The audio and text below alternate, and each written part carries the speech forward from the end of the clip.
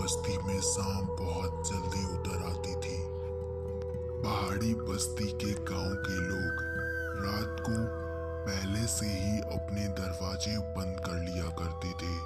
कोई भी रात को बाहर नहीं निकलता था। राघव, जो अपनी माँ के साथ रहा करता था। सर्दियों का समय था, ठंडी ठंडी हवाएं बह रही थी। राघव हर रोज की तरह थका हारा अपने घर वापस लौट रहा था।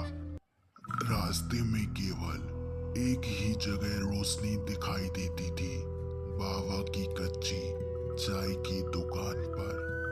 बाबा, आपको कैसे पता कि मैं यहाँ रोज आता हूँ? राघव ने अजीब सी खनक के साथ कहा।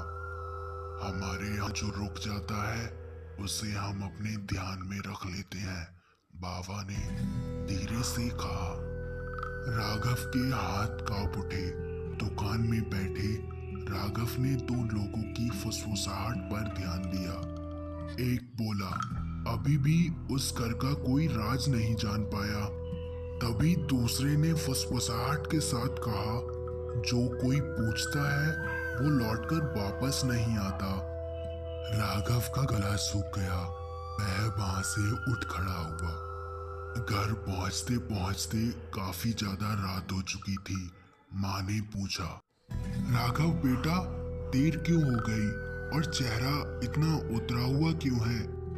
राघव ने हिम्मत जुटाई और अपनी माँ से कहा, माँ, सभी कहते हैं कि हमारे पुराने घर में कोई सच्चाई छिपी है। माँ, सच क्या है, मुझे बताओ।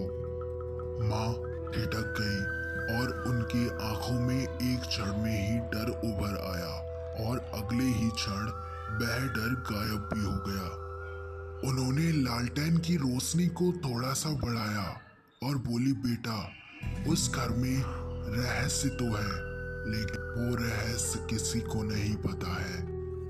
राघव, तुम्हारे पिता के गायब होने की उसी रात को तुम्हारे पिता ने एक आवाज सुनी थी, वह उसी चाय की दुकान से।